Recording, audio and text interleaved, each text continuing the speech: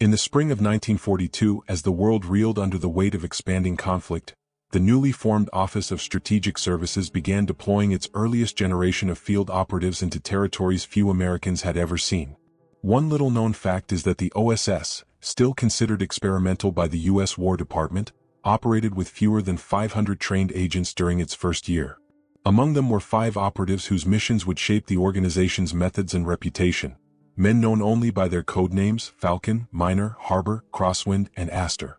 They represented 5 separate theaters, 5 distinct intelligence priorities, and 5 mysteries that would eventually confound investigators for decades. Their missions reflected the urgent strategic needs of the Allies as Hitler's armies tightened their grip across Europe and Asia. Agent Falcon was inserted into the French interior to document German troop corridors feeding the Atlantic Wall. Miner was tasked with aiding partisans in the mountainous spine of northern Italy, where supply lines twisted through dangerous passes controlled by seasoned German Gebirgsjäger units. Harbor operated in the volatile Balkans, where the lines between resistance, collaboration, and survival blurred with every shifting allegiance. Crosswind moved with Kachin fighters in the dense Burmese jungles, an environment so deadly that malaria claimed more Allied soldiers there than combat. And Astor worked in neutral Lisbon, the espionage crossroads of Europe, where agents from the WWII, MI6, the OSS, NKVD, and Vichy networks watched each other from cafes like chess players planning a 40-move attack. The challenges these operatives faced were immense. OSS training at the time was still evolving. Many field agents received only a few weeks of instruction in unarmed combat, demolitions, and radio work before deployment. Their radios weighed more than their rifles. Their contact networks were fragile. Their chances of survival, especially in France, Italy, and the Balkans, depended almost entirely on local resistance groups who themselves were targeted relentlessly by the Gestapo and SS security units. Each operative entered Axis-held territory knowing that capture usually meant interrogation, execution, or disappearance without a trace. Yet these agents also carried with them a sense of purpose. An internal OSS memo written by Colonel William Wild Bill Donovan in late 1942 stated, "The work of a single intelligence operative, if correctly placed, may alter the trajectory of entire campaigns. Their lives are the currency with which we buy knowledge." This philosophy shaped many early OSS deployments, small high-risk insertions driven by the hope that a few critical pieces of intelligence could tilt the balance on the battlefield. For Falcon, Miner, Harbor, Crosswind, and Astor, that meant operating deep behind enemy lines with almost no hope of rescue. The most intriguing element of their parallel assignments is how little documentation remains regarding their final missions. Post-war investigators found gaps, sometimes weeks, sometimes months long, within their communication logs. The OSS was notorious for incomplete paperwork, but these omissions stood out as unusually consistent. In Falcon's case, the last radio message noted unusual German movements before abruptly cutting off. Miner's disappearance followed an unexplained gunfight in mountain terrain later identified as a contested supply route. Harbor's final days were intertwined with 2 conflicting reports, one from Axis documents, another from Yugoslav partisan testimonies, neither fully aligning. Crosswind entered monsoon-drenched jungle where Japanese patrols had recently vanished themselves, overwhelmed by the unforgiving terrain. Astor left behind a safe house in Lisbon that looked staged, almost too carefully untouched, as if someone had intended to erase the final traces of his presence.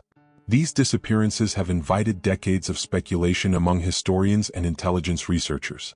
Some argue that German counterintelligence simply became too effective by 1943, especially as the WWII increased its efforts to infiltrate resistance networks. Others suggest the OSS underestimated the complexity of partisan politics in Italy and the Balkans, where betrayal, accidental or deliberate, was a constant threat. In the case of the Burmese jungles, nature itself stood as the greatest adversary.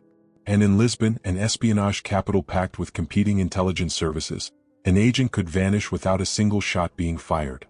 Modern intelligence training still references the early OSS operatives, often highlighting their improvisation and courage. Their missions remind analysts today that even the most sophisticated operations can collapse due to miscommunication, fractured alliances, or simple bad luck.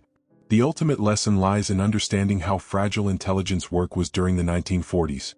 Radios malfunctioned, codes were compromised, and isolated agents frequently operated with only partial awareness of the broader strategic picture. Their disappearances underscore the inherent unpredictability that defined covert operations during World War II. As historians piece together fragments of radio logs, declassified files, and surviving eyewitness accounts, one question lingers. How could 5 trained OSS operatives vanish across 5 different theaters within the same 2-year period? Were their disappearances merely coincidental results of wartime chaos, or evidence of deeper systemic vulnerabilities within the early OSS? These mysteries set the stage for a deeper examination of each operative's final mission. And the trail begins with the first to vanish, Agent Falcon, in the occupied heart of France. In April 1943, the German occupation of France reached its most oppressive phase, marked by sweeping arrests, rail seizures, and a surge in anti-resistance operations. Amid this tightening net, one OSS agent, known only by the codename Falcon, parachuted into the Loire Valley under the cover of a moonless night. What is little known today is that the valley, often romanticized for its vineyards and castles, was a logistical artery for the German 7th Army, supporting Atlantic Wall construction and troop reinforcement. Cutting these lines could cripple the German defensive posture in western France, and Falcon's mission was designed to do exactly that. The struggle began on Falcon's first night in occupied territory. His landing zone near Angers had shifted unexpectedly when German patrols were sighted in the original drop area. According to fragments of OSS Field Report 139F, he and 2 French operatives had to improvise, guiding Falcon to a barn used as a makeshift safehouse. The stress of insertion was immense. The agent carried a Type 3 Mark II suitcase radio weighing nearly 30 pounds, a silenced high-standard HD pistol, and coded instructions for sabotage teams along the rail corridor. Every movement was a gamble. German Feldgendarmerie checkpoints had doubled in the region, and Wehrmacht trains passed through the valley almost hourly, guarded by machine gun wagons after a series of partisan attacks earlier that year. Falcon's earliest transmissions back to London were crisp and professional, describing German troop movements, rail schedules, and ammunition shipments bound for Brittany. He reported that morale among Maquis units varied widely, some highly motivated, others exhausted after months of reprisals. In a noteworthy entry from an OSS communication log dated May 6, 1943, Falcon wrote, "Local groups remain committed but fear a larger sweep is coming. Civilians tense. Abnormal patrol concentrations near Saumur." His observation was later corroborated by British decrypts indicating that the Sicherheitsdienst had received intelligence hinting at a possible Allied infiltration in the region. Yet it was one small detail that seemed to spook Falcon more than any German troop movement: the appearance of unknown collaborators among village populations. He noted in his final coded message that several new faces had emerged, men who claimed to be traders or repair workers but carried themselves like trained observers. Such comments weren't unusual. German intelligence frequently embedded informants dressed as laborers. What unsettled OSS analysts was Falcon's emphasis on their coordinated behavior. According to the decoded transcript, he wrote, "They watch the tracks but rarely the passing trains. Eyes move before the sound arrives." It was a cryptic line that some historians interpret as evidence of an WWII counterintelligence trap unfolding around him. By late May, tension in the valley exploded. The German 325th Security Division launched a surprise sweep targeting resistance hubs near La Flèche and Saumur. Witnesses later recounted how convoys of trucks rolled through the countryside, arresting anyone suspected of aiding the Maquis. Radio logs show Falcon transmitted one final scheduled update on May 28 at 23:14 hours. His last sentence, sent with unusual haste, read, "Unusual German movements observed, possible cordon forming." The message cut mid-transmission, the signal abruptly severed. When British and American units liberated the region in 1944, investigators combed through Falcon's known routes. They found a scattered set of clues: radio fragments near a hedgerow west of Saumur, a scorched safehouse in a nearby hamlet, and testimonies from 2 surviving partisans who insisted Falcon had changed rendezvous points twice in the days before the sweep. One villager recalled seeing a foreigner resembling Falcon escorted by German soldiers, but no records from German archives confirmed a capture. Another witness claimed he fled into the woods during a firefight and was never seen again. The evidence remained frustratingly contradictory. Modern analysts studying Falcon's disappearance point towards several possibilities. One theory suggests the WWII had successfully infiltrated local resistance cells, learning Falcon's patterns and waiting for the sweep to corner him. Another argues Falcon might have attempted an extraction toward the Loire River and drowned during a nighttime escape. A third theory proposes he was taken quietly by German intelligence, transported to a black site, and erased from official records, something the Gestapo occasionally did with high-value prisoners to preserve operational secrecy. What makes Falcon's case particularly compelling is how abruptly the trail ends. Unlike other missing OSS agents, there are no confirmed sightings, no recorded interrogations, and no burial evidence. It is as if he stepped off the edge of the historical map in a single night. And yet, his disappearance became a critical lesson within intelligence circles. Falcon's mission underscored the precarious balance behind enemy lines, the thin line between meticulous planning and the chaos of occupation forces reacting unpredictably. His final hours remind present-day operatives that even perfect fieldcraft can be undone by a single informant, a mistimed message, or an unexpected enemy maneuver. What happened after that final transmission remains one of the most debated mysteries of OSS history. But Falcon's vanishing was only the first. As Allied forces pressed into Europe, another agent, Miner, stationed deep in the Italian mountains, would meet an equally perplexing fate. In early 1944, northern Italy had become a crucible of shifting loyalties, harsh terrain, and brutal reprisals. Few Allied operatives dared to work in the Ligurian Alps, where German Gebirgsjäger troops, elite mountain infantry, patrolled the high passes with lethal efficiency. Yet it was here, amid these jagged ridgelines and snow-choked ravines, that the OSS deployed an operative known only as Miner. Few know today that the region's partisan bands were among the most fragmented in all of Axis-controlled Europe, divided by ideology, leadership disputes, and the sheer desperation imposed by German and fascist counterinsurgency campaigns. Miner's job was to unify them long enough to gather intelligence and guide sabotage operations ahead of the coming Allied push up the Italian peninsula. The struggle began the moment Miner crossed into the mountains. After a clandestine landing near the Gulf of La Spezia, he hiked for 2 nights before linking up with a partisan band affiliated with the Giustizia Liberta. Their safe house, a stone shepherd's hut tucked into a ridge above the Vara Valley, was both sanctuary and trap. To reach it, fighters had to move along narrow switchbacks that looked peaceful from afar but were often under quiet German surveillance. A single misstep, a loose rock, or an unexpected patrol could doom an entire unit. Miner soon learned that German units in the region included not only the Gebirgsjäger but also the 135th Fortress Brigade, hardened troops accustomed to winter warfare. Miner carried with him an SR-274 radio set, small by the standards of the time yet still dangerously conspicuous. Every transmission risked detection by German direction-finding teams who swept the mountains with truck-mounted antenna arrays. His first reports back to OSS Cairo station were cautious but detailed. He noted the movement of German munitions caravans along the Via Aurelia, the inconsistent discipline among local partisans, and the alarming increase in fascist Black Brigade auxiliaries from nearby towns. In one of his surviving messages dated February 18, 1944, Miner wrote, "Terrain favors guerrillas but our advantage collapses in daylight. Enemy patrols move like ghosts. We cannot predict them." The tension was not just tactical, it was human. Miner sensed fractures among the partisans. Some fighters wanted bolder operations. Others feared the vengeance such raids inevitably triggered. In his personal field notes, recovered years later in a Milan archive, Miner described a chilling encounter with a partisan commander who had been approached by a suspected double agent. The commander warned, "Trust no stranger in these valleys. The Germans pay well and fear pays better." The line echoed through Miner's later decisions and may have influenced the final movements that led to his disappearance. The critical event occurred in March 1944, when Miner learned of a small German supply depot hidden in a mountain saddle near Monte Gattaro. The depot, guarded lightly but positioned strategically, stored rations, munitions, and communication equipment supporting patrols in the Apennines. If destroyed, it could disrupt German operations across a large section of the front. But conducting reconnaissance meant traveling alone. Partisans were stretched thin, and their presence would draw attention. Miner left the safe house before dawn on March 21, carrying only a pistol, a map case, and provisions for 2 days. What happened next remains the heart of the mystery. 3 days later, a firefight erupted near an unmarked trail connecting the German depot to a small shepherd's clearing. Villagers later reported hearing gunshots echoing through the ravines, followed by German flares streaking into the sky.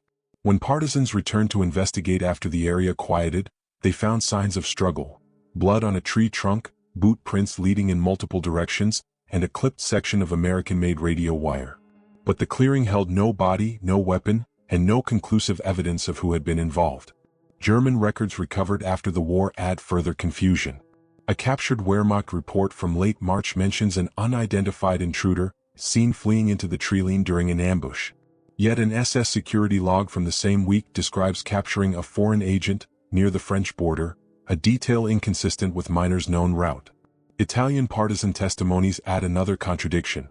Some claimed Miner returned briefly and then vanished again. Others insisted he never emerged from the ridge at all. Modern historians are left with competing theories.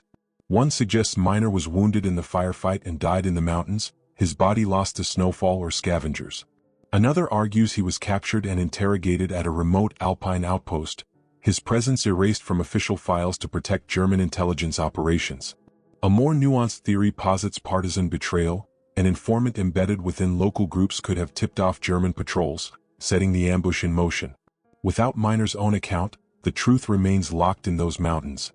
His disappearance became a somber footnote in OSS briefing reports later that year.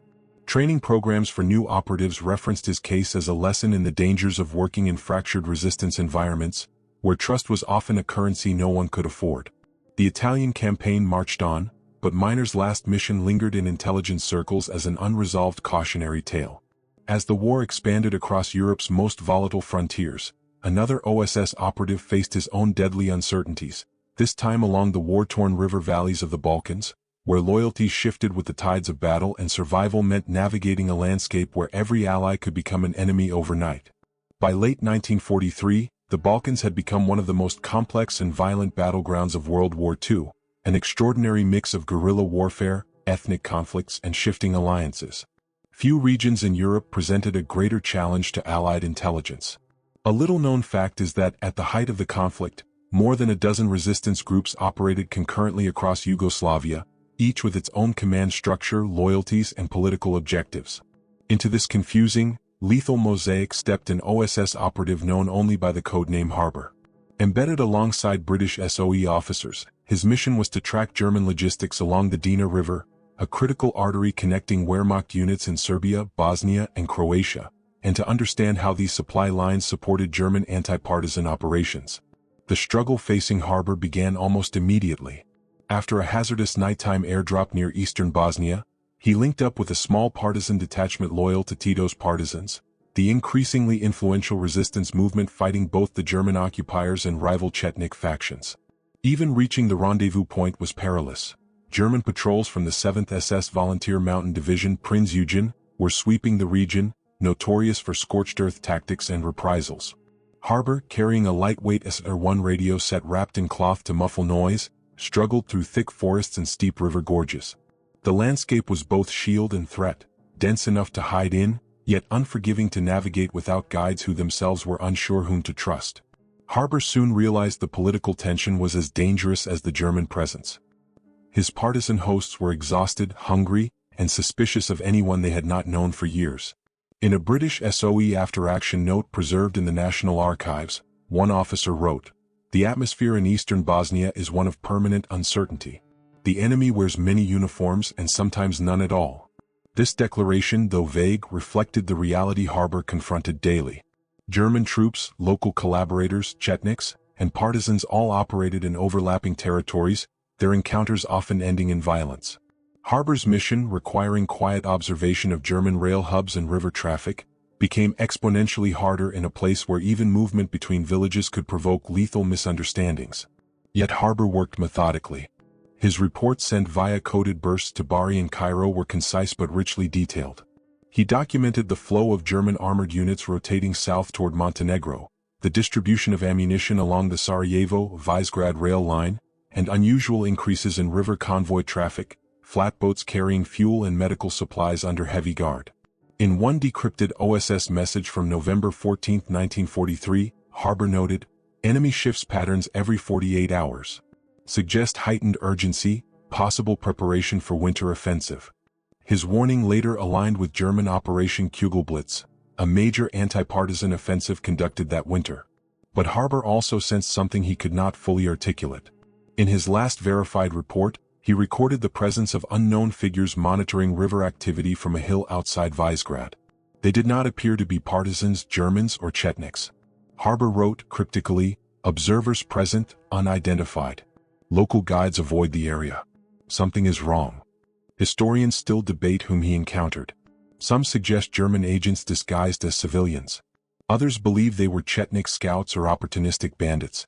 None of these explanations fully match Harbur's tone or the urgency implied in his final communications. The reveal came abruptly. In late November, Harbur set out with 2 partisans to infiltrate a rail hub near the Dina crossing at Medida.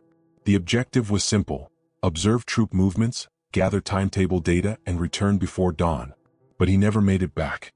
Local testimonies gathered after the war from surviving partisans present a disjointed picture. One fighter claimed Harbur separated from the group to scout a wooded ridge. Another insisted they were ambushed by a German patrol and scattered. A third said Harbur was alive after the firefight but was taken by armed men, in uniforms without insignia. No 2 accounts align. Axis records deepen the mystery. German documentation from the region is inconsistent. A Wehrmacht log from the 7th SS Division mentions a clash with insurgents near the river crossing on the same night but notes no capture of foreign personnel. Meanwhile, a Croatian Ustase report lists an unidentified foreign operative interrogated in Visegrad that week, a reference tantalizingly close in timing but never conclusively linked to Harbur. British SOE investigators later found a cave hideout containing spent cartridges and a torn piece of British-made oilcloth used to protect radios, but none of Harbur's equipment or personal items. Modern analysts have proposed several theories. One argues that Harbur was killed during the firefight and buried anonymously in the chaos. Another posits he was captured by an irregular militia group working independently of German command. A more complex idea suggests Harbur was handed over to German forces secretly, his identity obscured to protect local collaborators. The lack of German interrogation records is puzzling. Captured Allied agents were almost always documented. His disappearance soon became a cautionary reference within Allied intelligence circles. The Balkans, with its labyrinth of factions and devastating reprisals, represented one of the most unpredictable theaters of the war. Harbur's loss reinforced a harsh lesson. Operational success depended not only on training and courage but on navigating relationships in a region where friendships changed overnight and enemies hid in plain sight. As winter descended on the Balkans and the river valleys grew silent under snow, the OSS struggled to piece together Harbur's final path. But while his trail vanished into the forests of Bosnia, another operative, Crosswind, was already facing an entirely different kind of peril thousands of miles away in the steaming jungles of Burma, where nature itself was as merciless as the enemy. By the summer of 1944, Burma had become one of the most brutal and unforgiving battlegrounds of the entire Asia-Pacific theater. Few Allied soldiers understood how treacherous the environment truly was. Monsoon rains that could erase entire camps overnight, jungle canopies so dense they blocked the sun, and terrain that swallowed the unwary without a trace. It was here, amid this vast green labyrinth, that the OSS inserted an operative known as Crosswind. Unlike agents in Europe, Crosswind operated in a landscape where roads were nearly non-existent, maps were unreliable, and even seasoned soldiers relied on indigenous guides simply to move through the forest. The region was dominated by Japanese forces who were adept at concealment, ambush tactics, and jungle survival, making it one of the deadliest environments any Allied intelligence officer could enter.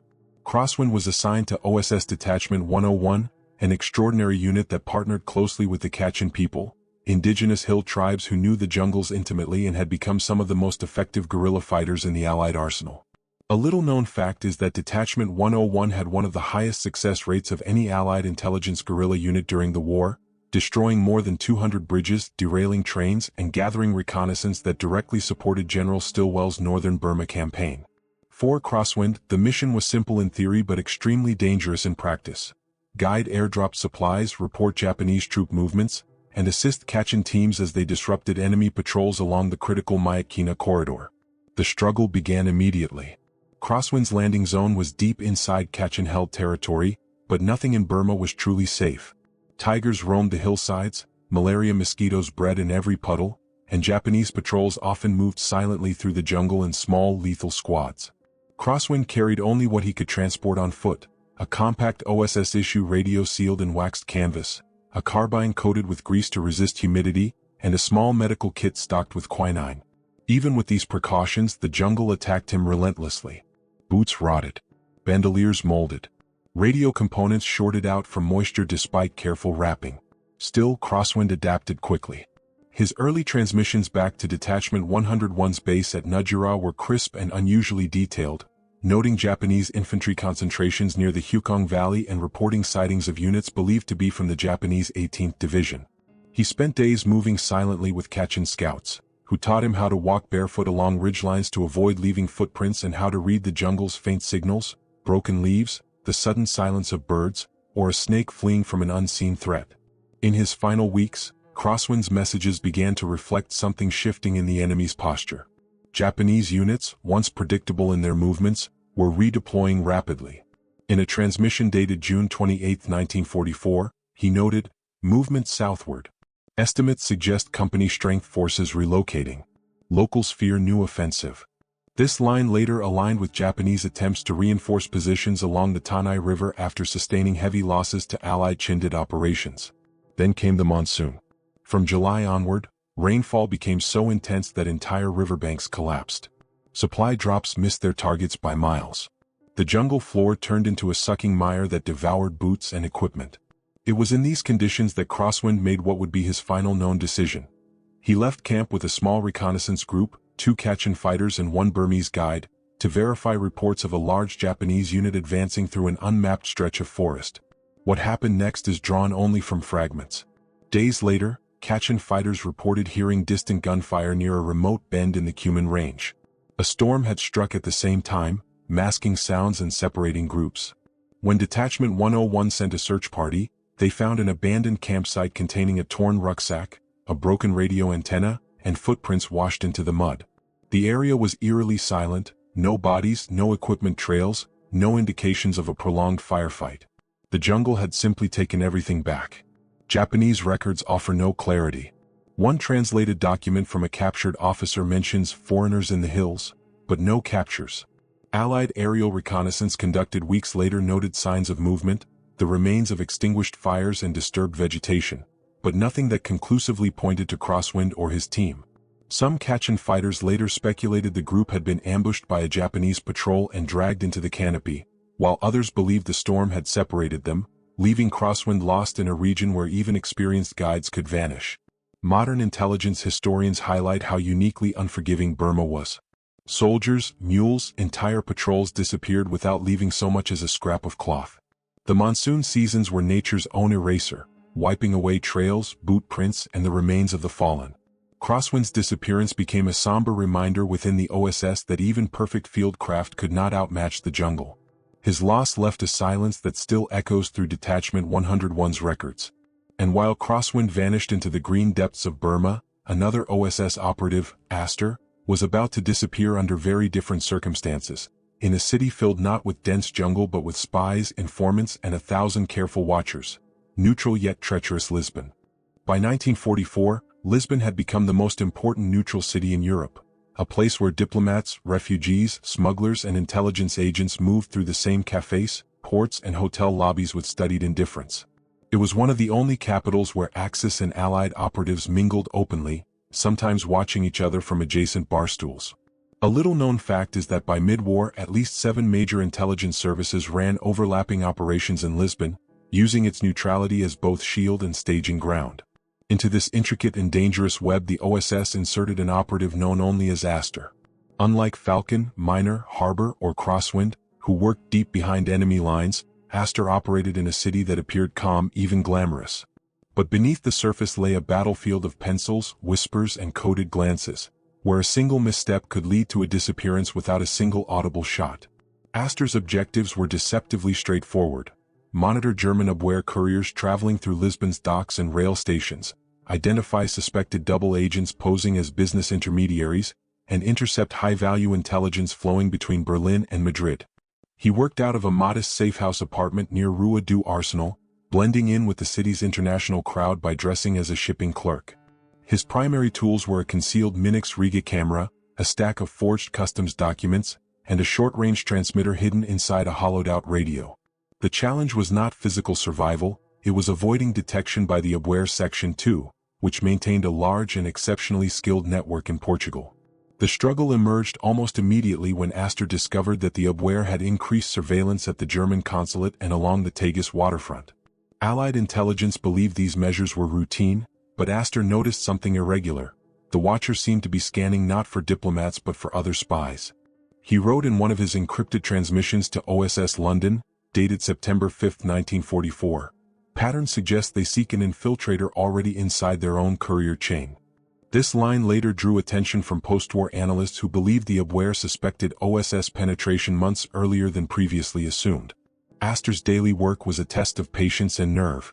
He shadowed couriers transferring sealed trunks at the Estacao do Rocio, photographed coded messages exchanged at waterfront cafes, and listened for overheard references to German shipping losses in the Bay of Biscay.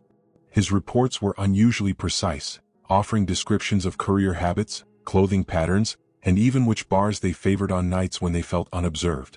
Yet Astor also sensed a change in Lisbon's atmosphere. Refugees arriving from France spoke of WWII crackdowns in Paris. MI6 agents reported that the Gestapo had begun hunting suspected Allied infiltrators across Spain. Something was tightening, slowly, methodically.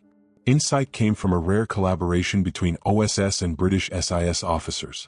Astor met discreetly with an SIS contact in the lobby of the Hotel Avish, known for its glittering clientele. According to a declassified SIS memorandum, the contact warned Astor, "There are too many eyes on the docks these days. Someone is trading names." Whether the leak originated with a compromised resistance network, a bribed dock worker, or an Allied double agent remains unknown. But Astor took the warning seriously. He changed routes, alternated disguises, and shifted his safehouse communication schedule. Still, he noted in his final surviving field note that he felt watched from doorways where watchers pretend not to watch. Then came the reveal, an abrupt and puzzling disappearance. On the evening of October 12, 1944, Astor was scheduled to transmit a routine update about a German courier arriving from Madrid. The transmission never came. When an OSS contact checked the safehouse the next morning, they found the door locked from the inside. Astor's suitcase was neatly packed on the bed. His forged papers were arranged in a drawer. His Minix camera sat loaded on the table beside a half-finished cup of coffee, still warm when first discovered, according to the OSS incident log. But Astor himself was gone. No signs of struggle.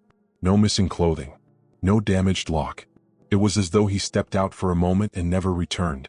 Portuguese police records show no arrests that night. MI6 investigators later combed Lisbon's docks and alleys but found no witnesses who recalled seeing Astor. German archives declassified decades later contain no explicit mention of a captured OSS operative fitting his description, though one WWII officer noted in a 1945 deposition that a foreign agent vanished before our net could tighten, a phrase some historians believe may refer to Astor. Several theories emerged over the years. One suggests Astor was abducted quietly by German agents who slipped him into a diplomatic car bound for Madrid, where interrogation could occur outside Portuguese jurisdiction. Another posits he was betrayed by a neutral intermediary, perhaps a businessman working both sides of the intelligence divide, who tipped the WWII moments before Astor's scheduled transmission. A rarer but persistent theory inside the intelligence community hints at voluntary disappearance. That Astor, aware he had been compromised, fled Lisbon using one of the forged identities he kept as insurance. None of these explanations fully account for the untouched safehouse or the still-warm coffee cup, a detail so small yet so haunting that it appears repeatedly in OSS analysis files. Astor's vanishing was the last of the 5 OSS disappearances, and the one that left the deepest mark on Allied intelligence. Unlike the chaos of France, Italy, the Balkans, or Burma, Lisbon was organized, documented, predictable. If an agent could disappear there without a trace, it raised one profound question. How many wartime disappearances were never recorded at all? And so, the fates of Falcon, Miner, Harbor, Crosswind, and Astor remain suspended in the shadows of history, lost not to myth or legend, but to the very nature of the covert world they served. Their stories stand as some of the most enduring mysteries of the OSS and the invisible battles fought in silence during World War II.